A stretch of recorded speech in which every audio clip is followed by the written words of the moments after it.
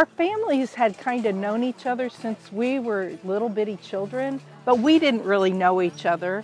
And one day at church, I asked him if I could come out here and work on the weekends. And I worked for 2 weeks, and he asked me on a date, but he told me I couldn't work here and go on a date with him because that wouldn't work with the other people that work here on the farm. And I said, well, I've been by myself a long time, and if you want to, we can just wait until November and go on a date. And he just shook his head.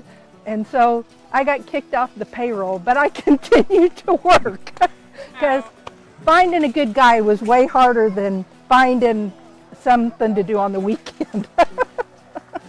So this board behind me is especially neat because Colette and Richard, the Witt family, have owned the Pick and Patch farm for 30 years right here at this location. And this board behind me is all of their grandchildren. So they're actually adding a grandchild this year, so you see the new baby right here. Well, it started 30 years ago. We moved here and wanted to grow vegetables and produce.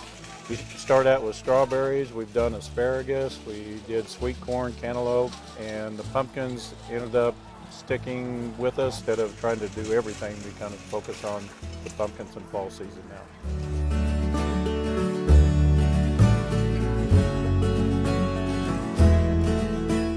We came actually a couple of years ago, and it was the very last day that they were open. So we didn't get to do all the extra activities, but we've been to just the front entry part before. I like the front area with all the little vignettes and areas to sit and all the little decorations, and it's very unique and very charming, and I love that part. People should come to the Pick and Patch because it's just a hometown staple. It's been here for 30 years, and not only that, but a lot of pumpkin patches in the area are actually just a field where people have purchased pumpkins, and here at the Pick and Patch farm, you can actually go pick a pumpkin off of the vine. They're actually grown right here at Pick and Patch farm in Marionville. We focus on a family atmosphere, decorating in the fall when the weather's nice.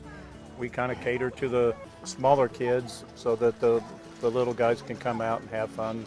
It's kind of exciting and fun to go out and discover your own pumpkin, and it's kind of like each one's got its own personality, and you have to look over all of them to find the one that fits you. And they have the opportunity to go out into the field and really pick their own pumpkin from the vine, as opposed to just picking one up in the aisle at a grocery store. It's a lot of fun out there, and it's a lot of fun to go hunt for your pumpkin.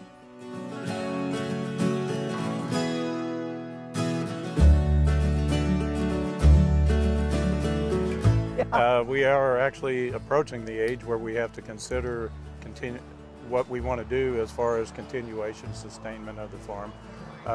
My son actually has expressed interest in taking over the farm, and it'll actually be up to him how much he continues with the pumpkin patch operation, or if his interests take him in another direction. So ultimately that'll be his call. We'll hang in here for a few more years.